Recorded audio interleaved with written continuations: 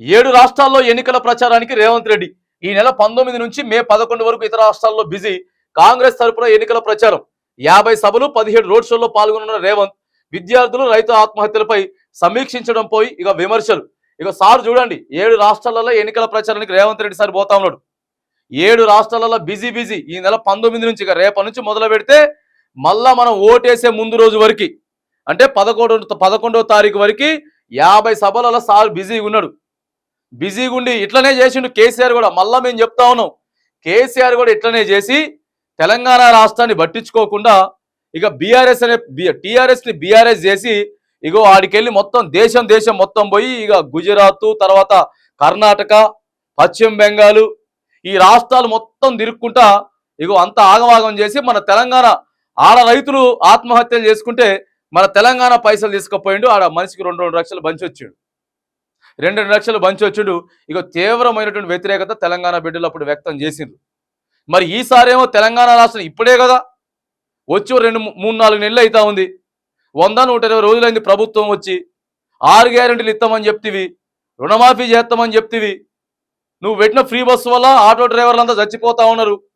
ఇగో ఈ గురుకులాలలో విద్యార్థులు అతలాకుతలం అయిపోతా ఉన్నారు. మరి వీటన్నిటినే వదిలేసి సార్ ఫుల్ బిజీగా అయిపోయింది. ఇక 7 రాష్ట్రాలకి మన ముఖ్యమంత్రి రేవంత్ రెడ్డి సార్ పోయి ప్రచారం చేయబోతా ఉన్నాడు. మరి ఆడ హిందీ, ఇంగ్లీషు మిగతా లాంగ్వేజ్లన్నీ ఉంటాయి. సార్ ఇప్పటికే ఇంటర్వ్యూలలో పోయి ఎట్లాంటి లాంగ్వేజ్ మాట్లాడుతుండో మనందరికి తెలుసు. మరి ఇక సార్ మరి 7 రాష్ట్రాలలో పోయి ఏం చేస్తారా, మరి దానివల్ల ప్లస్ అవుతుందా, కాంగ్రెస్ పార్టీకి మైనస్ అవుతుందా, మరి అది ఢిల్లీ అధిష్టానమే ఆలోచించుకోవాల్సినటువంటి అవసరం ఉన్నది. రాష్ట్ర ముఖ్యమంత్రి, రాష్ట్ర విద్యాశాఖ మంత్రిగా కూడా ఉన్న రేవంత్ రెడ్డి కేరళ పర్యటనకు వెళ్ళారు. ఇక చూడండి, రాష్ట్ర ముఖ్యమంత్రి సారే, మరి ఇక రాష్ట్ర విద్యాశాఖ మంత్రి కూడా సారే. మరి అక్కడ ఎగ్జాములు జరుగుతూ ఉన్నాయి బేభత్సంగా. ఇంటర్మీడియట్ ఎగ్జాములు అయిపోయినాయి. ఇగో ఇప్పుడు మళ్ళీ డిగ్రీ ఎగ్జాములు జరుగుతూ ఉంటాయి. పలు రకాల ఎగ్జాములు ఏప్రిల్ మే నెల అంటేనే మొత్తం ఇయర్ ఎండింగ్కి వచ్చేసేసి ఇక ఏదైతే ఆ సంవత్సరం ఉండదో ఆ త్రైమాసిక సంవత్సరం మొత్తం కూడా ఎగ్జాములు నిర్వహించి తర్వాత పలు ఎంట్రన్స్లు జరుగుతూ ఉంటాయి. ఎంసెట్, ఈసెట్, ఐసెట్, పాలిసెట్ ఈ సెట్లన్నీ కూడా ఇగో ఇప్పుడే జరుగుతూ ఉంటాయి. మరి ఎంతోమంది విద్యార్థులు లోపాలు ఉంటాయి దాంట్లో. మరి అవన్నీ చూడాల్సినటువంటి ముఖ్యమంత్రి రేవంత్ రెడ్డి సారు, విద్యాశాఖ మంత్రి కూడా ఆయన దగ్గరే పెట్టుకొని ఇక నా తెలంగాణ రాష్ట్రం అంతా కూడా 1% కూడా ఎటువంటి ఆడ ఇక ప్రజలకు ఎటువంటి ఇబ్బందులు లేవు. నెంబర్ 1గా ఉన్నారు మా తెలంగాణ ప్రజలంతా కూడా.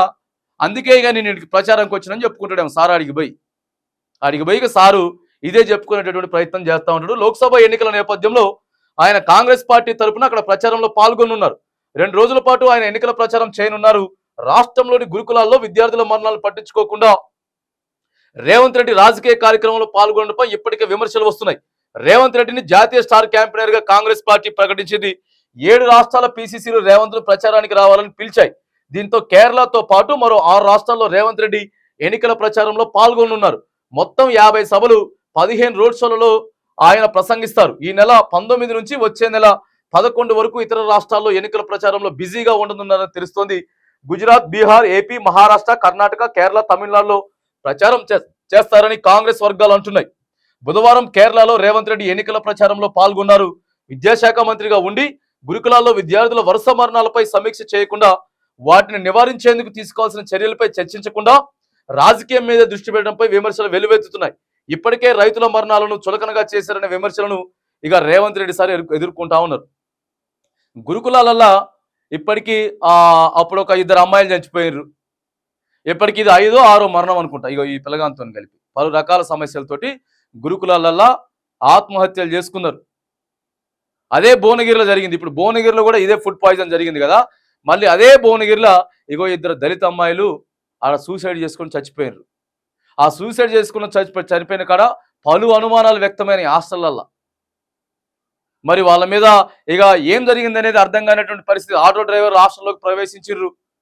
వాళ్ళ ఒంటి మీద మొత్తం ఘాట్లుండే. అప్పుడు అవన్నీ పట్టించుకోకుండా సారు పోయి ప్రచారం చేస్తా ఉన్నాడు. సార్ని మరి ప్రచార కమిటీ మెంబర్గా పెట్టిండ్రు. మొత్తం దేశానికి 7 రాష్ట్రాల క్యాంపెయినర్గా పెడితే ఇక వీళ్ళకి వచ్చినప్పుడు సభలల్లా ఇది తెలుగు కదా, ఇది మన తెలుగు కాబట్టి వాళ్ళకేమో సరిగా తెలుగు అర్థం కాదు. సోనియా గాంధీకి రాహుల్ గాంధీకి సరిగా అర్థం కాకపోతే సార్ ఏం చేస్తాడు, వాళ్ళు సభకు వచ్చినప్పుడు మొన్న ఏం చేసిండంటే ఇక ఇష్టం వచ్చిన బూతులు మాట్లాడిండు.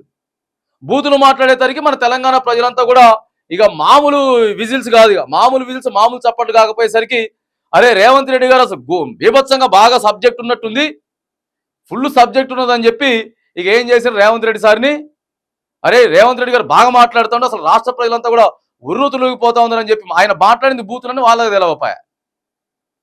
ఇక ఆడిగిపోయి అందుకే ఎన్ని ఏం చేసిర్రు, సెలెక్ట్ చేసిర్రు. ఇక బాగా మాట్లాడుతున్నారు రేవంత్ రెడ్డి గారు అని చెప్పి కేవలం ఈ మాటల వల్లనే సార్ ముఖ్యమంత్రి కూడా అండి. వాస్తవంగా కేవలం మాటల వల్లనే ముఖ్యమంత్రి స్థానానికి వచ్చాడు.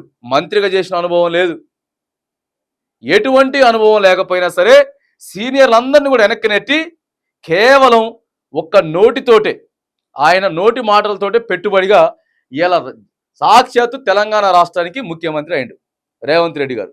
ఇక మరి పోతామన్నాడు తెలంగాణ రాష్ట్రాన్ని వదిలేసి. తెలంగాణ ప్రజలారా, ఇగో ఇదంతా కూడా మీరు ఆలోచన చేసుకొని అర్థం చేసుకోవాలి.